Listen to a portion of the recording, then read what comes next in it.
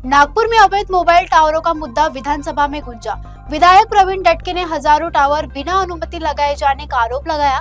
मंत्री उदय सामंत ने अनियमितता स्वीकार करते हुए कहा कि राज्य सरकार 90 दिनों में मोबाइल टावरों को लेकर नई नीति तैयार करेगी। माननीय अध्यक्ष महोदय, हा इल्लीगल मोबाईल टावरचा विषय आहे। नागपुरात जवळपास 2014 मध्ये 100 टावर होते, आज 2000 टावरच्या आसपास टावर झाले आणि त्यातले 1900 टावर हे इल्लीगल आहेत।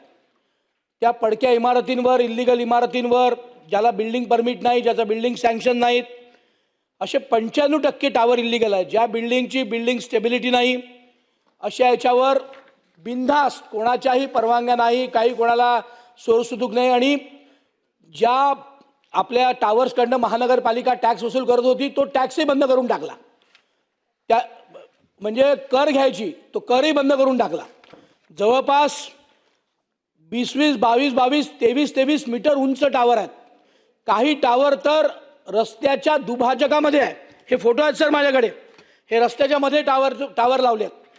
माननीय अध्यक्ष महोदय, आपण एकीकडे म्हणतो की स्ट्रक्चर स्टॅबिलिटी प्रमाणपत्र घ्या, NOC घ्या, महाहरकत प्रमाणपत्र घ्या, रहिवासी बिल्डिंगमधलं 70% लोकांचं, शाळा, महाविद्यालय, रुग्णालय याच्या 100 मीटर परिसरात कुठलेही टावर नको।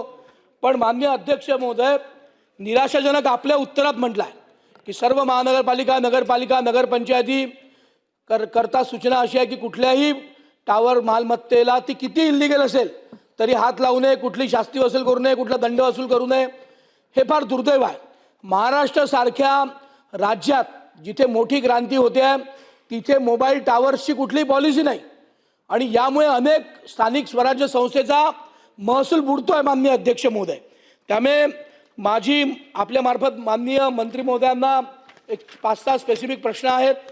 माननीय मंत्री महोदय कृपया त्यावर बोलतील अशी माझी विनंती आहे। पहिला विषय, नागपूर शहरातील सर्व मोबाईल टावर्सचे आपण कधीतरी सर्वेक्षण केलं आहे का? केलं नसेल तर ते आपण करणार आहोत का? परवानगी नसलेल्या अनधिकृत बिल्डिंग टावर्स, जिथे परवानगी नसलेले टावर आहेत किंवा परवानगी नसलेल्या बिल्डिंग आहेत त्याच्यावर जे मोबाईल टावर आहे अशा बिल्डिंगवर आपण कारवाई करणार आहोत का? नंबर 2, सर्व टावर्स जी अनधिकृत टावर्सची यादी आहे किंवा ज्या अनधिकृत बिल्डिंगवर टावर्स उभे झाले आहे त्याची यादी आपण महाराष्ट्राच्या किंवा मनपाच्या संकेतस्थळावर उपलब्ध करून देणार आहोत का? नंबर 4, नियमबाह्य पद्धतीने उभारलेल्या टावर्सवर आपण साधा वर्षाचा कर नाही भरला तर 2% शास्ती लावतो।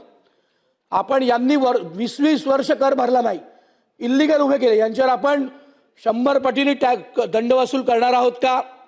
मोबाईल टावर्स उभे करण्याचे शासनाचे निर्णय, धोरण आपण पुढच्या महिन्याभरात आपण महाराष्ट्राकरता याचं काही धोरण ठरवणार आहोत का?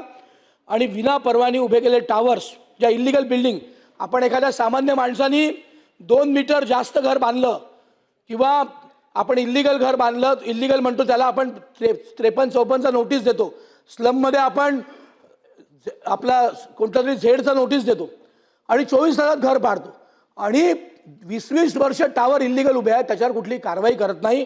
आपण ज्या अधिकाऱ्यांनी या सगळ्या टावरकडे दुर्लक्ष केलं जेव्हा हे लागले अशा अधिकाऱ्यांवर, त्या महानगरपालिकेच्या प्रमुखांवर आपण कारवाई करणार आहोत का? प्रवीणजींनी जी वस्तुस्थिती मांडली याच्यामध्ये मी नाकारत नाही। नागपूरमध्ये 862 टॉवर्स असून त्याच्यामधले 431 टॉवर्स हे नोंदणीकृत आहेत आणि 431 टॉवर्स हे अनधिकृतरित्या आढळून आलेले आहेत असं महानगरपालिकेचं म्हणणं आहे। आणि महानगरपालिकेच्या या म्हणण्यानुसार ज्यावेळी पोर्टलवर आपण हे बघितलं, काही परमिशन महानगरपालिकेनं नाकारल्या, तर त्याच्यामध्ये अभिमत परवानगी, ज्याला आपण डीम्ड परमिशन म्हणतो, अशा परमिशननं त्यांना परमिशन मिळालेले आहेत। हे देखील वस्तुस्थिती नाकारता येणार नाही।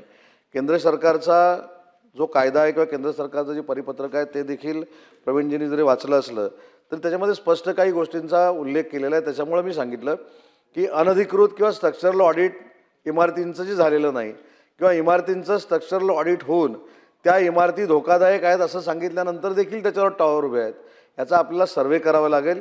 या लक्षवेधीच्या निमित्तानं निदान महाराष्ट्र सरकार प्रत्येक शहरामध्ये, नगरपालिकांमध्ये हे टॉवर असे किती आहेत याचं सर्वेक्षण पुढच्या 90 दिवसामध्ये करेल, हे देखील निर्देश दिले जातील।